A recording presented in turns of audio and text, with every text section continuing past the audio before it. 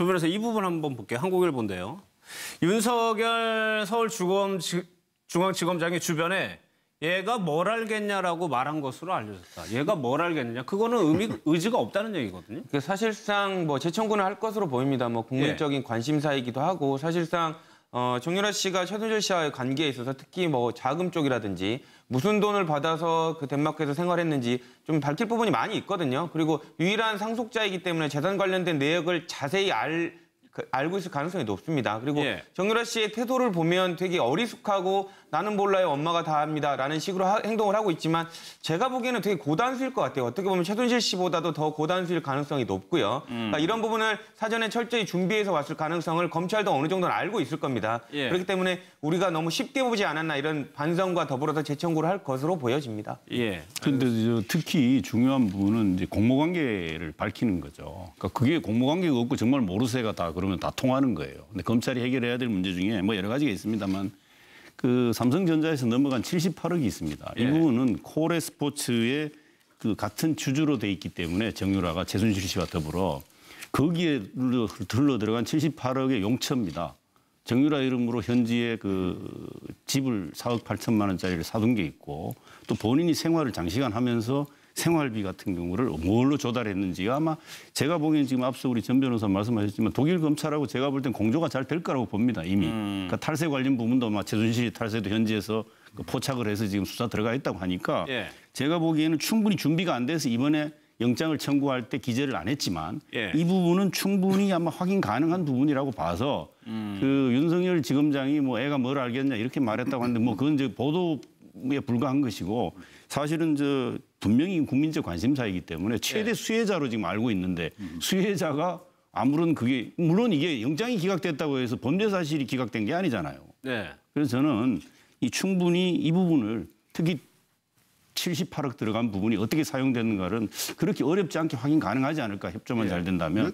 그래서 그걸 토대로 해서 다시 수사를 하고 영장을 청구를 다시 한다면 충분히 영장이 집행될 가능성이 있다. 다시 발부될 가능성이 있다. 이렇게 봅니다. 그런 모습이요. 이재용 부회장도 그랬고 영장 처음에 신청했을 때 안 됐어요. 그런데 국민적 여론이 막 들끓으니까 뭐 열심히 했다고 그럴까요? 그래가지고 다음에 청구할 땐 된단 말이에요. 사법적 기준이 상황에 따라서 변한다는 것도 좀 문제거든요. 그래도 추가적인 어떤 입증 자료를 냈으니까 그런 거죠. 그러니까 지금 무슨 뭐 학교 잘못 들어가고 이런 것들은 분명히 이제 뭐 어떤 이 큰 그림이 걸쳐진 것 같아요. 근데 지금 모르는 게 쉽게 표현하면 최순실도 법정에서 그랬지 않습니까? 삼성 말 한번 잘못 빌려 탔다가 이렇게 됐다, 뭐뭐 됐다 이러잖아요. 근데 이거 빌려 탔는지 공짜로 삼성에서 태워줬는지 억지로 말을 뺏어서 태워준지 그게 중심 아닙니까? 그게 범죄 수익 은닉하고 모든 지금 소위 말하는 커넥션에 검은 그 돈들이 오고 간 정황인데 그 부분에 좀 더 맞춰진 그런 이 혐의를 검찰에서 좀 더 밝혀내고 좀 더 보강을 했을 때는 뭐 국민 정서를 떠나서 지금 자기의 차명폰에 있는 흔적 다 없앴죠. 78억 지금 지원된 그 자료들 다 증명들 다 없앴죠. 뭐 해외 도피했죠. 여러 가지로 봤을 때 이거 뭐 구속 수사가 맞지 않나. 우리 같은 비법조인도 그렇게 생각을 하고 있는데 조금 더 자료 보강에 좀 부탁을 드리고 싶은 그런 생각이 있습니다. 그 이재용 회장이 나중에 영장이 인용됐던 이유는 추가 증거가 나왔어요. 그러니까 공정이라든지 금융위 압수수색을 통해 가지고 바이오로직스 뭐 상장 매각이라든지 SDI 주식 매각 처분, 그다음에 삼성전자가 공정위에다가 금융거래위원회에다가 삼성생명의 금융지주사 전환을 요청했다는 부분들이 이렇게 새로운 증거들이 나왔단 말이에요. 처음에 영장이 기각된 거는 삼성물산과 제일모직 합병식이랑 이재용 회장과 박근혜 대통령의 그 독대식이랑 이게 안 맞았어요. 나중에 했는데 무슨 청탁을 했냐 좀 이런 부분들이 있어가지고 이게 과연 대가성이 있냐가 문제였는데 나중에 새로운 증거가 나옴으로 인해서 앞뒤를 엮어가지고 이것들이 나 삼성전자의 삼성그룹의 경영권 승계 일환이었구나 이런 점들이 인정이 됐거든요. 이 점에 관해서는 당시에 김상조 교수가 특검에 가가지고는 특검에 있는 검사들을 상대로 이제 강연을 했다, 설명을 했다 그런 보도도 있었어요. 근데 이번에 정유라 같은 경우에는 과연 그런 새로운 물증들이 이미 다 이제 공범들에 관한 재판이 진행되고 있는 과정에서 나올 수 있는지 그 부분이 관건이에요. 신병 확보도 안 한 상태에서. 그래서 이 부분에 대해서는 제가 아까도 말씀드렸던 것처럼 독일 검찰하고 수사 공조를 통해서 해외에서의 자금 세탁에 관한 어떤 물증을 잡아내는 수밖에 없다. 그리고 어제 또 모 언론사에서 단독으로 정유라가 귀국하기 전에 공범들과의 차명폰 오고 간 내역이라든지 그다음에 그 삼성 출처 내역이 될 수 있는 서류들을 모두 이렇게 폐기했다 그런 보도들이 나왔는데 물증을 가지고 그 부분을 이렇게 계속 추궁을 하는 수밖에 없는 것 같아요. 그 부분에서 혐의를 잡아가지고 다시 영장을 치던가 해야지 아무런 수사가 더 이상 이루어지지 않고 다시 영장을 청구를 한다면은 또 기각이 되는 수밖에 없을 것 같습니다. 그러니까 제가 말씀을 드린 거는 정치적인 상황이라든가 여론에 따라서 검찰이 한 번은 안 되는 거를 되게 하는 경우가 지금까지 계속 있어왔거든요. 그러니까 새 정부가 출범하면서도 만약에 또 여론에 의해서 정유라 씨에 대해서 구속영장 청구해서 받아냈다고 한다면 여전히 그 문제가 지속되고 있는 거 아니냐. 그런데 이건 이런 부분이 있습니다. 검찰이 뭐 여론을 당연히 안 의식할 수는 없는데 그러나 증거주의잖아요. 증거가 있어야 구속이 시킬 수 있습니다. 그러니까 수사를 얼마나 제대로 하고 철저하게 하느냐. 여기에 달려 있다고 보여지고 거듭 말씀드립니다마는 충분히 독일 검찰하고 협조를 해야만 새로운 증거를 추가해서 사실 뭐 학사 비리 이 부분은 충분히 지금 뭐 엄마가 다 했다고 하는데 본인이 뭐 구형까지 할 방법이 없어요. 근데 엄마가 지금 7년까지 구형은 됐죠. 물론 뭐 실제 선고에서는 또 늦어질 가능성이 있지만 이런 상황에서는 다른 방법이 없습니다. 정유라의 그 도피 생활 기간 그 속에 또 거듭 말씀드립니다마는 78억 간 부분을 어떻게 사용했는지에 대한 거를 확인하는 그런 거 속에서 아마 추가 입증을 한다면 충분히 영장을 재청구하고 구속 수사가 가능할 수도 있다. 국정농단 초기에 정유라 씨에 관련된 신병인도 관련해서도 검찰이 조금 머뭇거리는 부분이 있거든요. 이 부분뿐만이 아니라 여러 가지 왜 저쪽을 수사를 안 하지라고 국민적 의구심을 갖는 부분이 많았습니다. 근데 지금은 검찰이 그런 자체적인 속도 조절을 못 합니다. 지금은 이제 다 보고 있기 때문에 어쨌든 열심히 할 건데 지금은 관련해서 검찰의 개혁 얘기도 나오고 있지 않습니까? 그러니까 최선을 다해서 해야 되는 상황이 됐을 걸로 저는 생각이 됩니다. 근데 다만 이번에는 대충 했다기보다는 이것만으로도 충분하다라는 생각을 했는데 의외로 이렇게 어떻게 보면 영장이 기각돼 버리는 바람에 여러 가지 관련된 자료는 특검에서 받은 자료도 있고 갖고는 있을 겁니다. 그렇기 때문에 조금 더 열의를 가지고 준비를 해서 재청구를 할 것으로는 보여집니다. 혹시 그런 것도 검찰이 수사 기법에 쓰나요? 그러니까 결정적인 증거를 가지고 한 번은 그냥 어떻게 보면 좀 고의로 좀 기각이 되게 했다가 다음에 한번 제대로 준비된 거를 넣어가지고 영장을 받아낸다. 뭐 제가 아는 범위 내에서는 그런 무리수는 두지 않는 걸로 보이는데요. 일단은 뭐 그런 고도의 심리를 할 수 있다면 뭐 본인이 다 예견했어야 되는데 그건 어려울 것으로 보이고요. 다만 아까 말씀드린 대로 검찰은 이번이 영장이 당연히 나올 걸로 생각을 해서 일단 손쉬운 거. 왜냐하면 아까 말씀드린 대로 정유라 씨가 안 들어오고 버티고 있지 않았습니까? 이것만으로도 재판부는 구속 사유가 충분하다로 볼 걸로 이렇게 생각을 했는데 의외로 발부가 되지 않았기 때문에 그러면 아까 말씀드린 독일에서의 그런 자금에 관련된 부분까지 추가를 해가지고 영장을 재청구할 걸로 보여집니다. 그럼 검찰이 미진했네요. 여론만 가지고 영장을 청구하고 인용한다면 그건 말도 안 되는 얘기죠. 추가 수사가 있어야지. 그게 사법부죠. 알겠습니다. 검찰이 그럼 어쨌거나 수사를 제대로 못하 미진한 부분이 있었다고 봐야 되겠죠. 알겠습니다. 지금 문재인 대통령이 재수사를 지시를 했지 않습니까? 이 부분에 대해서. 그렇기 때문에 지금 사실은 조금 브레이크가 걸린 상태라고 봐지는데요. 이걸 넘어가야 돼요. 그러면 다음번에 우병우 있고 또 관계되는 그런 아직 우리가 안 불렀던 뭐 이재만이라든가 이런 소위 말하는 핵심 증인이 될 수 있는 부분들은 아직 손도 안 댔었지 않습니까? 그래서 철저하게 이분들 준비를 조금 더 하셔야 그리고 이제는 이제 새로운 우리가 시대가 펼쳐졌기 때문에 과거에 일어났던 어떤 이런 사태들은 철저하게 규명은 하지만 빠른 시일 내에 이거를 마무리를 해서 이제 새 걸음 뛰는 데는 좀 몸을 가볍게 해줘야죠. 오늘 그래가지고 오늘 새벽에 정유라 씨가 검찰에서 나와서요 미승 빌딩으로 돌아갔습니다. 뭐 본인의 집이죠. 미승 빌딩으로 돌아가서 이제 자유의 몸이 됐는데 어제 검찰에 나오면서 정유라 씨가 했던 말이 있습니다. 그 내용을 좀 한번 들어보겠습니다. 네, 법원의 결정에 대해서 좀 어떻게 좀 판단하시나요? 네, 일단 많은 분들께 심려 끼쳐드리고 이런 일 벌어지게 돼서 정말 죄송합니다. 정말 죄송합니다. 그리고 앞으로 검찰 조사에 성실하게 임하도록 하겠습니다. 오늘 증거인멸 시도했다라는 보도도 나왔는데요. 독일에서 증거인멸 시도한 적이 있으신가요? 아니요, 그런 적 없습니다. 법원에서 이런 결정 내려줄 거라고 생각을 하셨어요?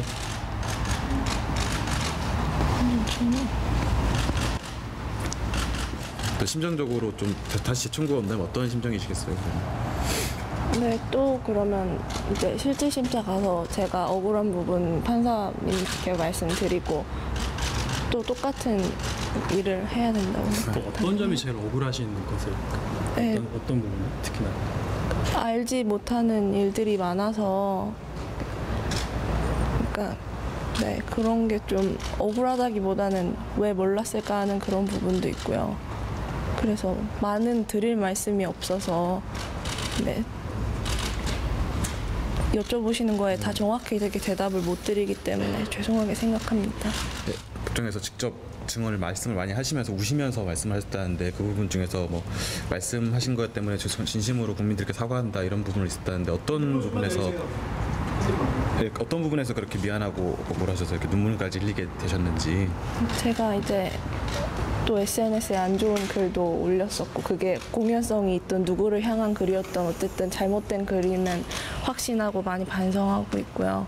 그것 때문에 이제 네, 저도 아이가 있지만 제 아이한테 누가 그런 말을 하면 정말 기분 안 좋을 것 같고 속상할 것 같고 그래서 정말 죄송하고 이제 많은 학생들이 이제 열심히 수업해서 학교 들어가기 위해서 애를 쓴다는 걸 아는데 저는 다니지 않은 학교에 괜히 입학을 해서 많은 분들한테 분노를 사고 그 학생분들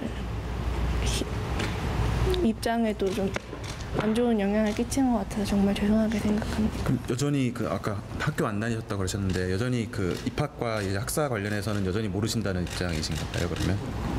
네, 그렇습니다. 혹시 어머님 면회 가실 생각은 있으십니까?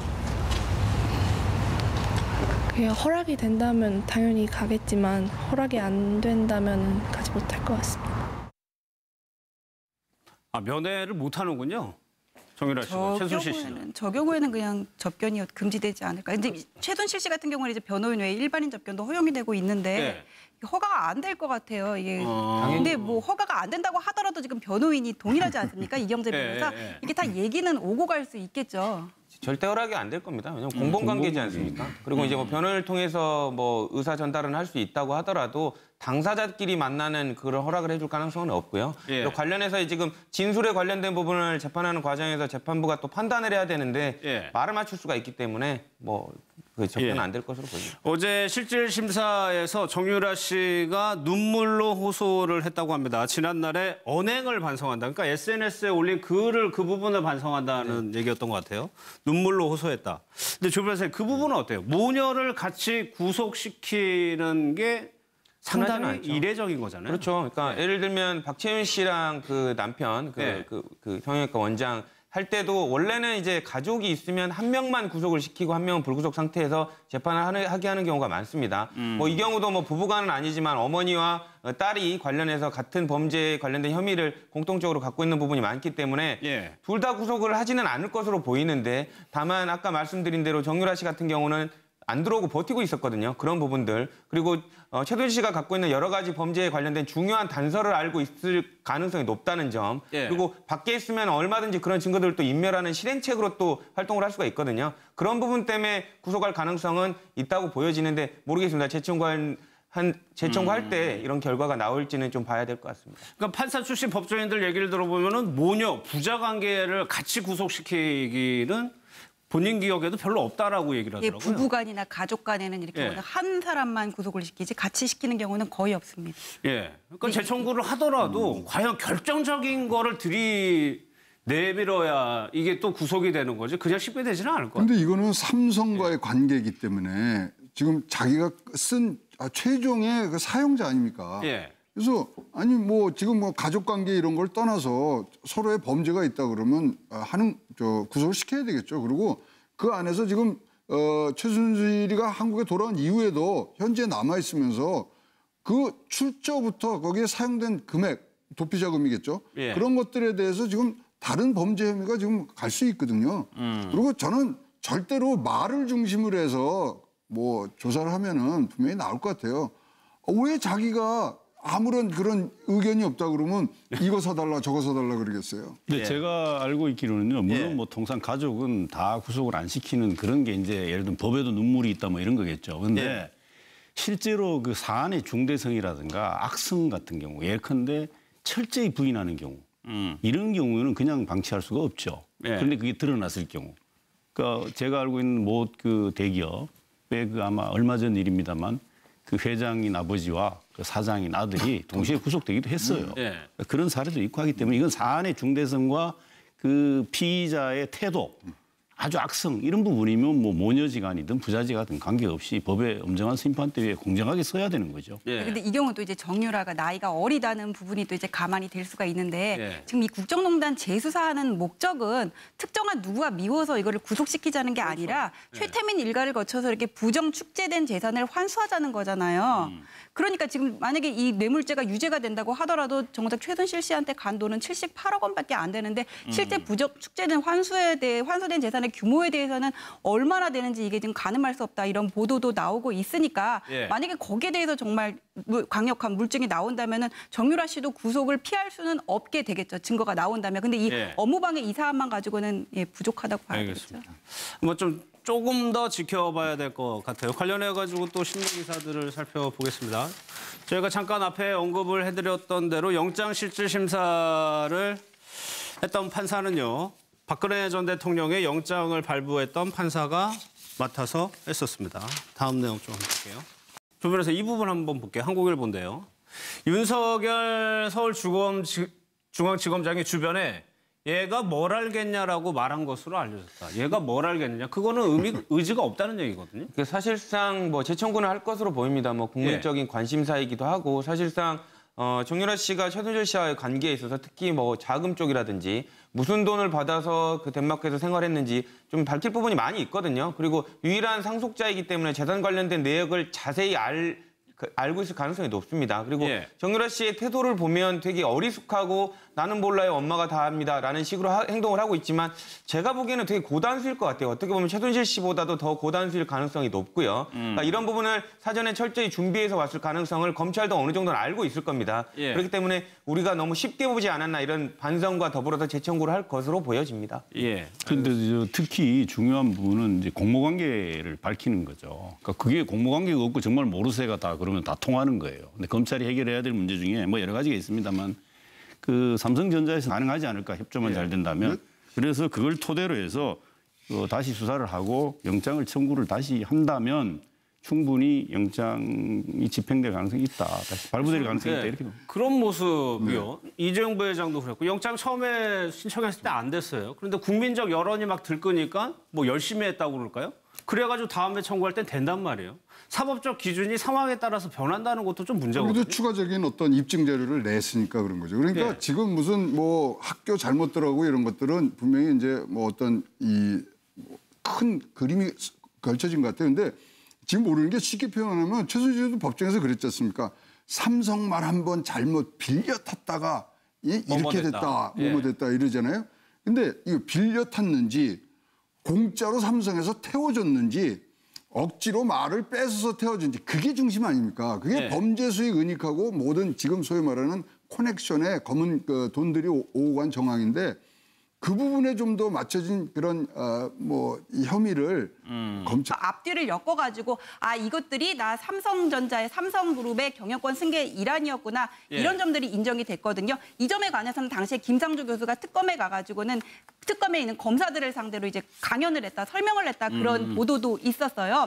근데 이번에 정유라 같은 경우에는 과연 그런 새로운 물증들이 이미 다 이제 공범들에 관한 재판이 진행되고 있는 과정에서 나올 수 있는지 그 부분이 관건이에요. 신병 확보도 안 한 상태에서. 그래서 이 부분에 대해서는 제가 아까도 말씀드렸던 것처럼 독일 검찰하고 수사 공조를 통해서 해외에서의 자금 세탁에 관한 어떤 물증을 잡아내는 수밖에 없다. 그리고 어제 또 모 언론사에서 단독으로 정유라가 귀국하기 전에 공범들과의 차명폰 오고 간 내역이라든지 그다음에 그 삼성 출처 내역이 될 수 있는 서류들을 모두 이렇게 폐기했다 그런 보도들이 나왔는데 물증을 가지고 그 부분을 이렇게 계속 추궁을 하는 수밖에 없는 것 같아요. 그 부분에서 혐의를 잡아가지고 다시 영장을 치던가 해야지 아무런 수사가 더 이상 이루어지지 않고 다시 영장을 청구를 한다면은 또 기각이 되는 수밖에 없을 것 같습니다. 그러니까 제가 말씀을 드린 그래서 좀 더 밝혀내고 좀 더 보강을 했을 때는 뭐 국민 정서를 떠나서 지금 자기의 차명폰에 있는 흔적 다 없앴죠. 예. 78억 지금 저